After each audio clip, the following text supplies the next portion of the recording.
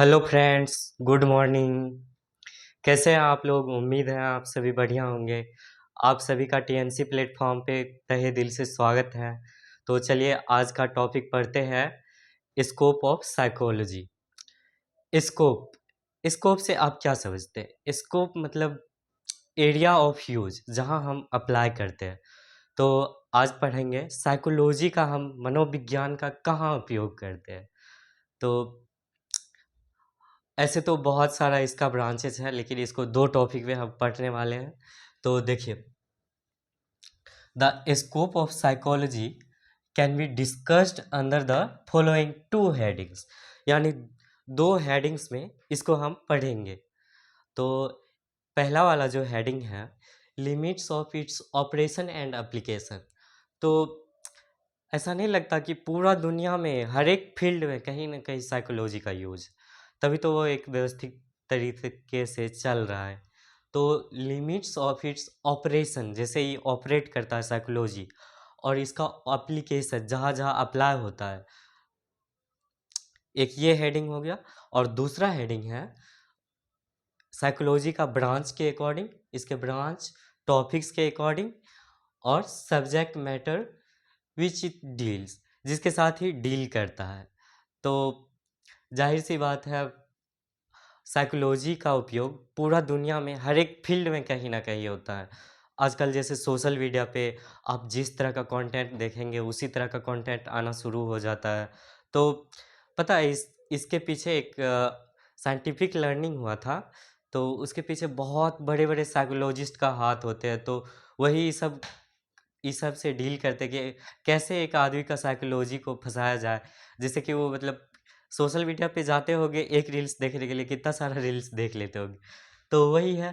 तो इसको नहीं पढ़ना है, limits of its operation and application, sorry, according to its limits of operation and application subject psychology is too vast. तो जो बताए कि इसके ऑपरेशन और एप्लीकेशन के अकॉर्डिंग साइकोलॉजी बहुत बड़ा है, तो उसको स्टडी करना पॉसिबल नहीं है। तो हम लोग पढ़ेंगे अकॉर्डिंग टू इसके ब्रांच, जो जो इसके शाखाएं हैं, टॉपिक्स, क्या क्या टॉपिक्स हैं इसमें, और सब्जेक्ट मैटर, किसके किसके साथ ही डील करता है साइकोलॉजी। तो फर्स्ट जो स्कोप है इसका, it studies describes and explains the behaviour of living organism. तो लिविंग ऑर्गेनिज्म यानी जीवित जंतु, जितने भी जीवित, और लिविंग ऑर्गेनिज्म मतलब जितना भी जीवित सामान, जीवित मतलब ऐसे समझिए आप कि जिसमें जीवन है इस धरती पे, अर्थ पे। तो इस सब का स्टडी करता है साइकोलॉजी, स्टडी करने में मदद करता है। जैसे कि एक बैक्टीरिया है, तो हम उसके साइकोलॉजी को जानते हैं कि ऐसे करेगा, ऐसे खाना बनाएगा, ऐसे ही, सॉरी, ऐसे खाना इसका खाने का है, ऐसे ये है। चाहे प्लांट को ले ले, तो उसके बारे में जानेंगे कि अगर इसको धूप मिलेगा तो ये ऐसे खाना बनाएगा, खाएगा।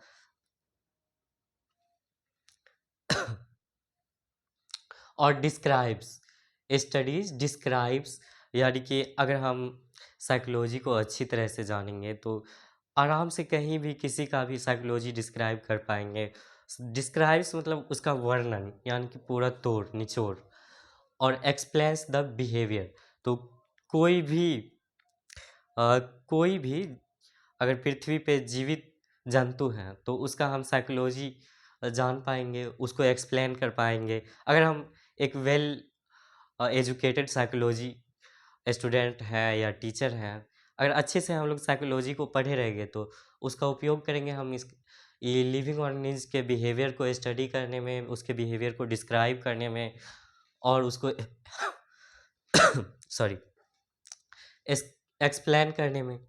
और जो सेकंड हमारा है स्कोप, स्कोप ऑफ साइकोलॉजी, तो वो है it describes all type of life activities, यानी कि सुबह से शाम तक जो भी हम काम करते हैं, अ, ये उस सब को डिस्क्राइब करता है। एंड एक्सपीरियंसेस, तो अभी तक आप लोगों की एज जितना है, चाहे किसी भी आदमी का जितना एज है, और अभी तक उन्होंने क्या क्या एक्सपीरियंस किया, तो इस साइकोलॉजी उसका स्टडी करता है। वहाँ पे उसका साइकोलॉजी काम करता है उसके बिहेवियर को स्टडी करने में कि हम पहले क्या थे, वो है ना क्या से क्या हो गए देखते देखते। तो वही it describes all types of life activities and experiences whether, या कि कॉग्निटिव, कॉग्निटिव होता है मतलब cognitive, it is a motor process, process इसमें मतलब चलना फिरना दौड़ना टहलना।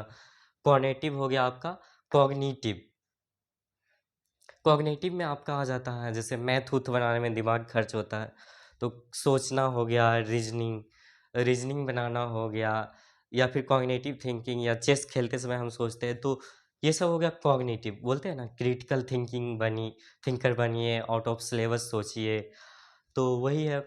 और इफेक्टिव, तो इफेक्टिव हो गया कि हम कब क्या फ़ील कर रहे हैं, जैसे सैड, हैप्पी, जॉली मूड, या फिर इ होता है ना कि आज हम मेरा मूड ख़राब है, मूड, लड़कियों में अक्सर मूड स्विंग्स होते हैं, तो वहाँ सब साइकोलॉजी अप्लाई होता है।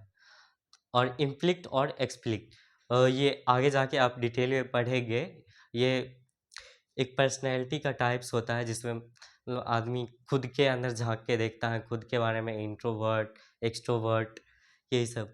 और कॉन्शियस, यानी कि हम बोलते हैं ना कि हम कॉन्शियस का मतलब होता है जागरूकता, यानी लिव इन प्रेजेंट, प्रेजेंट में अभी क्या हो रहा है इसके लिए हम कॉन्शियस हैं। जैसे मैं आप लोगों को पढ़ा रहा हूँ, तो मैं अभी कॉन्शियस हूँ कि हमें सिर्फ पढ़ाना है। तो उसी तरह यहाँ अभी साइकोलॉजी फिट है, यहाँ साइकोलॉजी का अप्लाई हो रहा है कि आप लोगों को अच्छे से समझाना है। तो कॉन्शियस हो गया। और अनकॉन्शियस, अनकॉन्शियस हो गया आपका जब आप नींद में हो, या फिर कोई आदमी बेहोश है तो उसको अनकॉन्शियस हो गया, वहाँ पे भी उसका साइकोलॉजी अप्लाई होता है। तो कैसे हम जानते कैसे कि आदमी अनकॉन्शियस है, तो जाहिर सी बात है उसका पल्स रेट, आई कंस्ट्रक्शन सब देखते हैं, उसी के अकॉर्डिंग तो हम बोलते हैं कि अनकॉन्शियस है। और सब conscious of a living organism, तो सब कॉन्शियस हो गया मतलब आपको कुछ होश है बट पता नहीं चलता कि आसपास क्या हो रहा है। तो आप जैसे कि अ, दा दारू, हाँ, दारू पीने के बाद जो आदमी को देखता होगा एकदम टल्ली हो जाता है, तो उस टाइम उसको मतलब कुछ-कुछ दिखता है धुंधला-धुंधला सा, बट बहुत कोई-कोई ऐसा स्टेट आता है जिसमें उसको होश नहीं रहता कि उसके साथ क्या हुआ था, क्या नहीं, तो वो सब कॉन्शियस स्टेज में उस टाइम रहता है। तो यही है third scope, it describes all type of life activities, यानी सुबह से शाम तक हम जो भी करते हैं, एंड एक्सपीरियंसेस, तो अभी तक लाइफ में जितने सारे एक्सपीरियंसेस हुए हैं, वेदर इट इज़ कॉग्निटिव, यानी कि चलना फिरना दौड़ना, घूमना, कॉग्निटिव यानी थिंकिंग, एक क्रिटिकल थिंकर, या फिर जो भी हम थिंकिंग करके फिजिक्स बनाए, मैथ बनाए, जिसमें हमारा दिमाग खर्च हो। और इफ़ेक्टिव यानी कि उसके बाद जो रिजल्ट आता है, हैप्पी फील करते हैं, सैड फील करते हैं, लो एनर्जी फील करते हैं। तो इम्प्लिक्ट और एक्सप्लिक्ट, यानी इंट्रोवर्ट, एक्सट्रोवर्ट, मतलब आपका पर्सनैलिटी कैसा है, आप सब लोगों के साथ घुल मिल कर रह रहे हैं, या फिर खुद अकेले एक कमरे में बंद रहते हैं, ना किसी से कोई मतलब, ना कुछ, एकदम लॉनली सा। तो वो हो गया इंट्रोवर्ट टाइप का। और कॉन्शियस यानी कि हर एक चीज़ के बारे में जागरूक है आप, आसपास क्या चल रहा है क्या नहीं, चुनाव में क्या हो रहा है। तो अनकॉन्शियस यानी कि एक बेहोशी की अवस्था। और सब कॉन्शियस जिसमें कि थोड़ा थोड़ा होश है बट आसपास क्या चल रहा है पता नहीं होता। तो उसके बाद जो आपका चौथा है स्कोप, तीसरा जो स्कोप है आपका, वो है it studies not only human behaviour, ये ना कि सिर्फ ह्यूमन का बिहेवियर, व्यवहार को अध्ययन करता है, स्टडी करता है, बट ऑल्सो ह्यूमन एक्सपीरियंसेस, बल्कि आदमी का एक्सपीरियंस और लैंग्वेज। तो देखते हैं ना कि चिड़िया का आवाज़, तो आप लोगों ने प्लस टू में देखे होंगे कि कोयल क्यों गाती है, अच्छे ये क्यों होता है, ये सीजन में ये क्यों होता है, या फिर लैंग्वेज, अलग अलग कंट्रीज, अलग अलग स्टेट्स का अलग अलग लैंग्वेज होता है, तो इस सब को स्टडीज करता है। And other form of communication, और अदर फॉर्म ऑफ कम्युनिकेशन, जैसे कि अभी इसका बेस्ट एग्जांपल दिए थे कि mass communication, one way communication, two way communication, इन्हीं सब को ये स्टडी करता है। तो मास कम्युनिकेशन में होता क्या है कि एक साथ मतलब बहुत सारा, जैसे कोई एक आदमी बहुत सारा, अ, जैसे कि हम बोल रहे हैं और आप लोग समूह में सुन रहे हैं, तो ये मास कम्युनिकेशन हो गया। और आपका चौथा स्कोप हो गया, it is applicable to all the living creatures created by the almighty, irrespective of their species, caste, color, age, sex, mental और फिजिकल स्टेट। तो ये ना साइकोलॉजी साइकोलॉजी सबके लिए इस एप्लीकेबल है, सबके लिए काम में आता है, सबको इसका यूज करता है। अलमाइटी यानी कि गॉड गॉड, ये तो भगवान के बनाए गए सभी जीवों के द्वारा इसका यूज होता है, इर्रेस्पेक्टिव उसके कास्ट, कलर, कौन सा जाति का है, क्या कलर है उसका, क्या एज है, मेल है, फीमेल है, मेंटलिटी कैसा है, मेंटल स्टेज कैसा है, फिजिकल स्टेज कैसा, इस सब को छोड़ के भी मतलब इस सब के लिए एप्लीकेबल होता है। तो ऐसा नहीं कि कोई आदमी का मेंटल स्टेज ई है तो इस पे साइकोलॉजी काम नहीं करेगा, तो सब पे साइकोलॉजी काम करता है।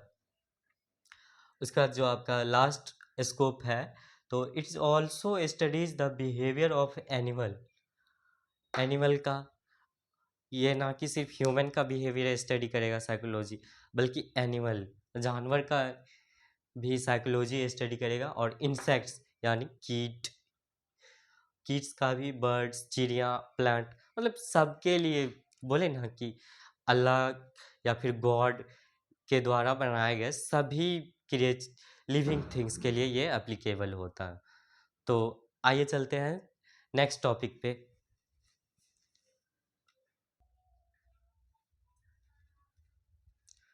सो our next topic is importance of psychology in nursing. तो नर्सिंग में साइकोलॉजी का क्या इम्पोर्टेंस यानी महत्व है। तो यहाँ पे अलग अलग तरीके से क्वेश्चन आ सकता है, जैसे वहाँ पूछ सकता है relevance of psychology in nursing, या फिर significance of psychology in nursing. तो सबका मतलब वही है। तो हम लोग जानेंगे कि आखिर लगता होगा ना बर्डन सा कि अरे यार यहाँ क्या पढ़ने आए थे, क्या पढ़ रहे हैं। तो वही आज क्लियर करेंगे कॉन्सेप्ट कि आखिर हम लोग साइकोलॉजी क्यों पढ़ते हैं। तो आपको क्या लगता है इसका क्या रीज़न है।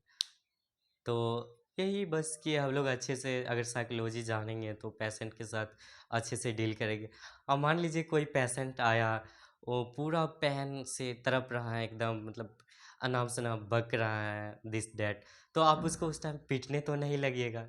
तो उस टाइम वही हमको, अगर हम अच्छे से साइकोलॉजी को स्टडी किए रहेंगे तो उस टाइम हम अच्छे से डील कर पाएंगे कि हाँ भाई इस टाइम पे मतलब उसके जगह खुद को रख के देखेंगे कि हाँ इस टाइप पे ऐसा पेन होता है, या फिर मेंटली डिस्टर्ब है कोई ना, अच्छे से उसके साथ बिहेव करेंगे, चाहे वो कितना रूडली करे, उसको अच्छे से उसके साथ डील करेंगे, काउंसिल करेंगे और उसका ट्रीटमेंट करेंगे। तो वही जानेंगे कि क्या इम्पोर्टेंस है साइकोलॉजी का नर्सिंग में।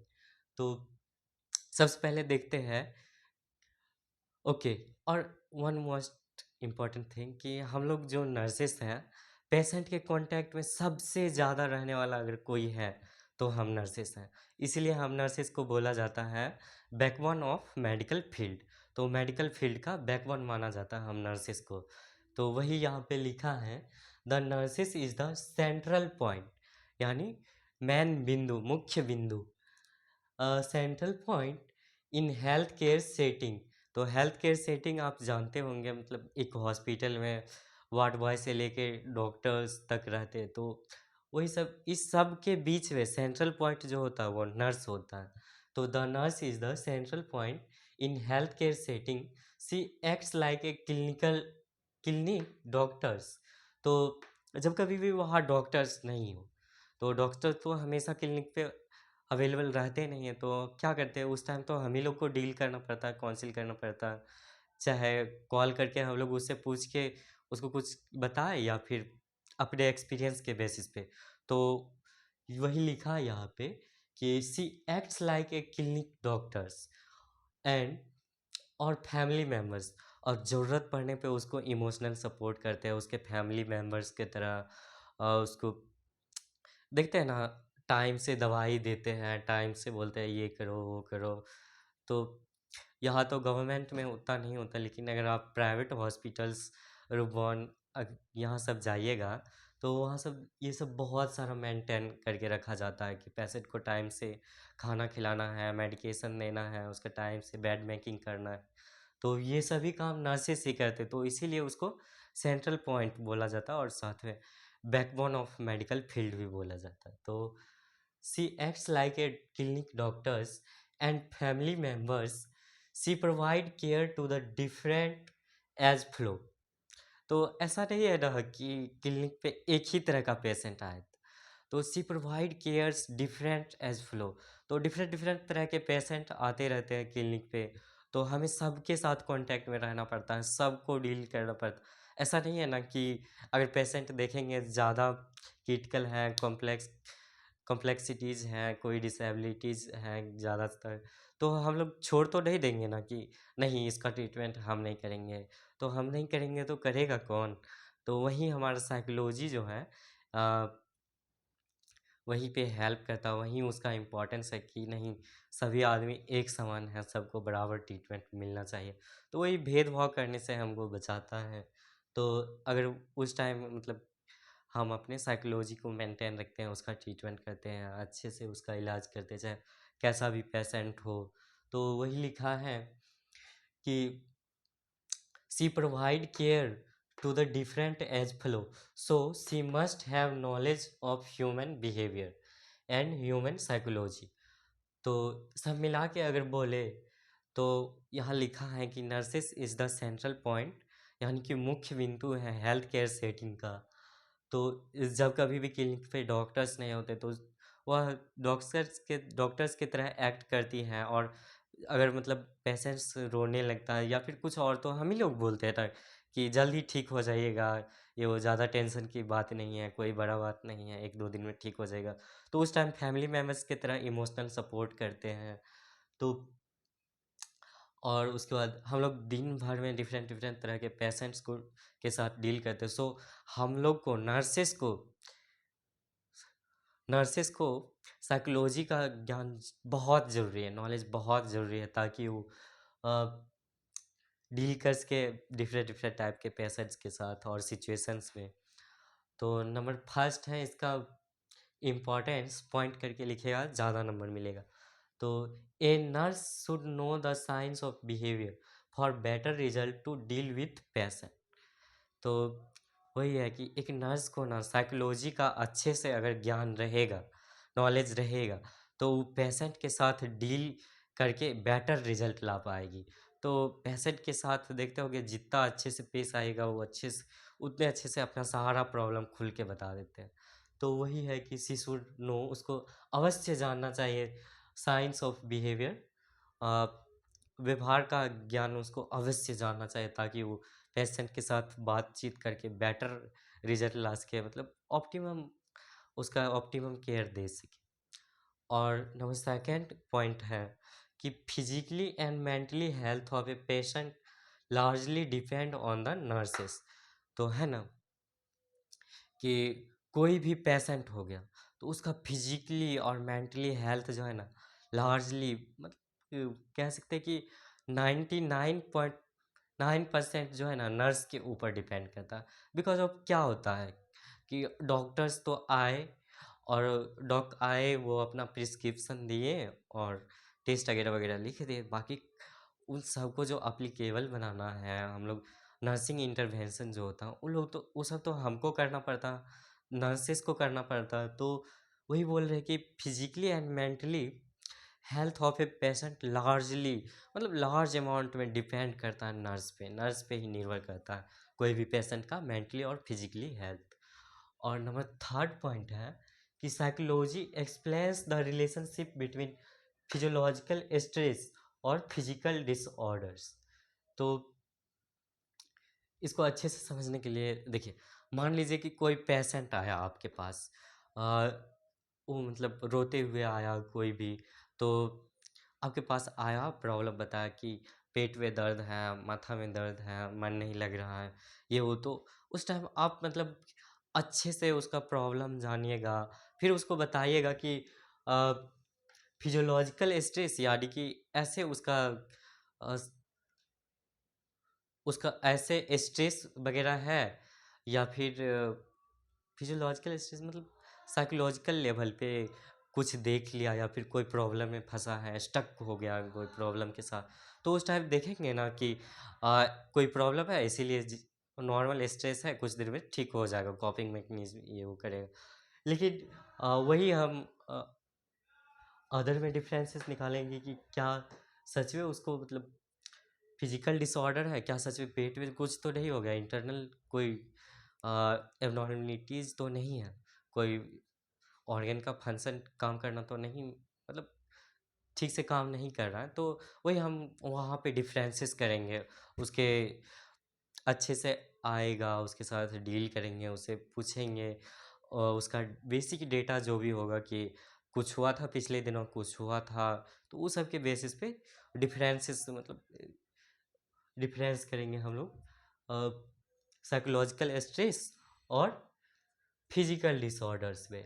तो उसके बाद आपका चौथा पॉइंट है कि after detail study of psychology nurses will able to apply the principle of psychology while deal या काउंसलिंग विद द पेशेंट।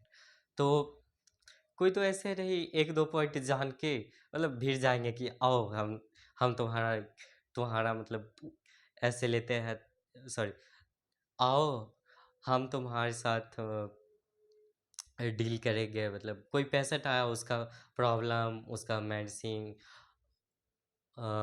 कोई पेशेंट आया, उसका प्रॉब्लम या फिर उसको एडवाइस, कोई सजेशन, ये सब तो हम लोग बिना एक दो पॉइंट बिना अच्छे से पढ़े हुए कैसे कर पाएंगे हम लोग। तो वही है कि it describes the after detail study of psychology, psychology को अच्छे से पढ़ने के बाद नर्स जो है वो एबल मतलब सक्षम होगी डील या फिर काउंसलिंग, पेशेंट के साथ काउंसलिंग करने में। तो नंबर आपका पांचवा पॉइंट है, it describes the कॉपिंग abilities defence mechanism used by patient. तो इसका मतलब जानते हैं आप लोग, कॉपिंग एबिलिटीज और डिफेंस मैकेनिज्म अभी के लिए जान लीजिए, बस बाद में डिटेल पढ़ाएंगे। तो कॉपिंग एबिलिटीज हो गया आपका, जैसे कि कोई भी आदमी है और उसका कोई सा एक्सीडेंट में कोई भी बॉडी पार्ट चला गया, तो अब उसको ज़िंदगी भर उसी के साथ जीना है। तो इसीलिए उसमें कॉपिंग मैकेनिज्म बोलते हैं कि उसका मेंटलिटी धीरे धीरे बन जाए कि हाँ ये हुआ था, actually I have lost my foot hand, तो I have to suffer from with one hand only, one foot only. तो एक पैर के साथ ज़िंदगी भर जीना है, ज़िंदगी बिताना है, यही उसका माइंड मेकअप या फिर सेटअप करना है। कॉपिंग एबिलिटीज़ की ज़िंदगी भर वो अथी नहीं, मतलब रोता नहीं रहे कि मेरा एक पैर नहीं है, हम क्या करें, ये वो। तो वही हुआ कॉपिंग एबिलिटीज। और defence mechanism used by patient. तो डिफेंस मैकेनिज्म क्या होता है कि मान लीजिए आप कोई कंपटीशन कर रहे हैं, या फिर आपके स्कूल में कोई आ, आपके स्कूल में जो टेस्ट होता है, तो वहाँ स्कूल या कॉलेज में अगर कोई टेस्ट हुआ तो वहाँ आप फेल कर गए, तो आप वहाँ जो है ना डिफेंस मैकेनिज्म लगाते हैं कि हाँ भाई हॉस्टल का माहौल सही नहीं था, हम ठीक से पढ़ नहीं पाए, जिससे के कारण हम फेल हो गए। तो वहाँ हम डिफेंस कर रहे हैं, डिफेंस कर रहे हैं कि खुद पे ब्लेम नहीं कर रहे कि हम पढ़े नहीं तो फेल हो गए। तो वहाँ हम अथी लगा रहे कि हॉस्टल का माहौल ही सही नहीं था। तो वही इसका बेस्ट एग्जांपल है कि अगर कोई स्टूडेंट्स कॉलेज में एग्ज़ाम में अगर फेल हो जाता है, तो अक्सर सुनते देखते होंगे कि अरे माहौल नहीं था मेरा सही, हम पढ़ नहीं पाए, हम ठीक से तैयारी नहीं कर पाए, जिससे फेल हो गए, ये वो। तो वही है डिफेंस मैकेनिज्म। जो कि पेशेंट के द्वारा यूज किया जाता है। तो नंबर 6 पॉइंट है आपका, psychology helps to understand self and other people. Psychology जो है खुद को समझने में और दूसरों को समझने में मदद करती है। और psychology helps the nurses to accept the individual differences. तो साइकोलॉजी जो है नर्स को मदद करता है कोई भी इन, अरे हर एक इंडिविजुअल अलग अलग आदमी का अलग अलग पहचान है, अलग अलग उसका पसंद है। तो वही साइकोलॉजी जो है नर्स को एक्सेप्ट करने में मदद करता है कि in turn off liking disliking. तो सबका पसंद एक जैसा नहीं होता ना, तो बोलते वही नर्स को लाइकिंग डिसलाइकिंग और उसका इमोशंस रिस्पॉन्सेस टू स्ट्रेस। तो स्ट्रेस के समय कैसा रिस्पॉन्स करेगा, रोने लगेगा या चुपचाप उसका सॉल्यूशन निकालेगा, डील करेगा उसके साथ। तो उन सब में मदद करती है। और दिन भर काम करके नर्सेस खुद भी स्ट्रेस में जाते, तो उसको खुद भी उससे निकलने में मदद करता है साइकोलॉजी की, कोई ना ऐसे होते रहता है ये सब। और आपका लास्ट पॉइंट है कि psychology make nurses to understand close relationship between body mind and spirits.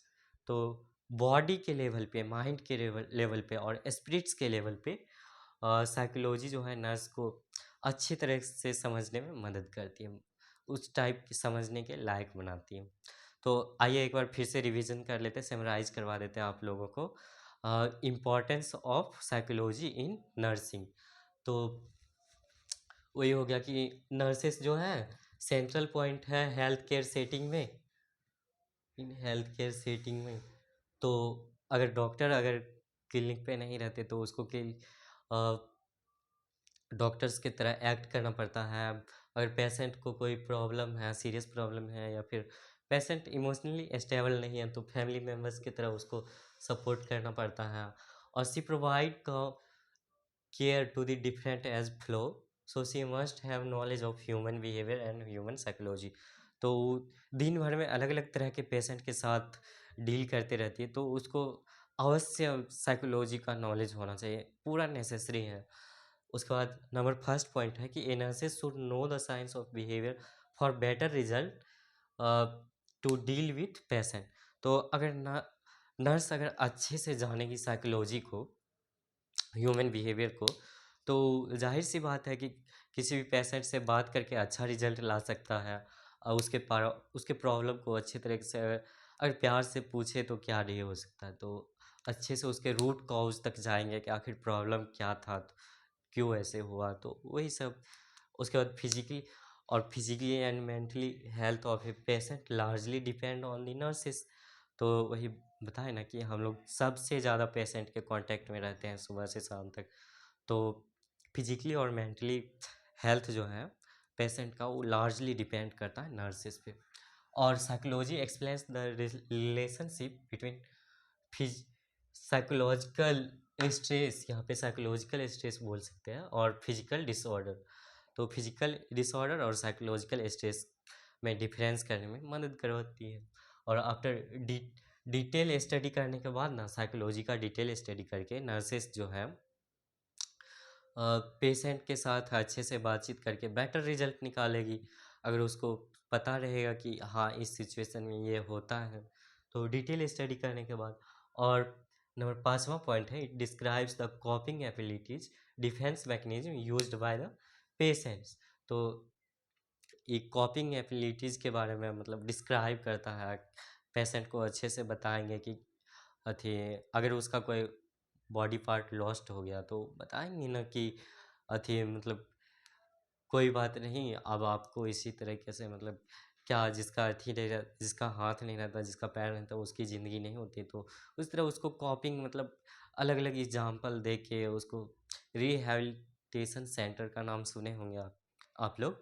तो उस तरह से उसको कॉपिंग मतलब उस सिचुएशन से बाहर निकलने में मदद करेंगे। और डिफेंस मैकेनिज्म जो कि पेशेंट के द्वारा यूज किया जाता है। डिफेंस मैकेनिज्म बताया अभी आप लोगों को कि जैसे कि एग्ज़ाम में कम नंबर आ गया या फिर फेल कर गए, तो बोलेंगे कि मेरे हॉस्टल का माहौल ठीक नहीं था, जिससे हम लोग पढ़ नहीं पाए और फेल हो गए। और नंबर 6 है, psychology helps to understand self and other people. तो साइकोलॉजी जो है खुद को समझने में, दूसरों को समझने में हेल्प करती है। और psychology helps the nurses to accept the individual differences. तो नर्स को मतलब एक्सेप्ट करने में मदद करती हैं साइकोलॉजी। अगर हम अच्छे से साइकोलॉजी जानेंगे तो बोलेंगे कि हाँ, सब सब हर एक इंडिविजुअल तो बराबर नहीं होते, तो सबका पसंद अलग अलग होता है। कोई कोई ई पसंद करता है, किसी को ए पसंद है, किसी को बी पसंद है, ये सब। और बाकी स्ट्रेस के समय कैसा रिस्पॉन्सेस करे, यही सब। और psychology makes nurses to understand close relationship between body के लेवल पे, माइंड के लेवल पे और स्पिरिट्स, आत्मा के लेवल पे उस क्लोज रिलेशनशिप समझने में मदद करवाती है।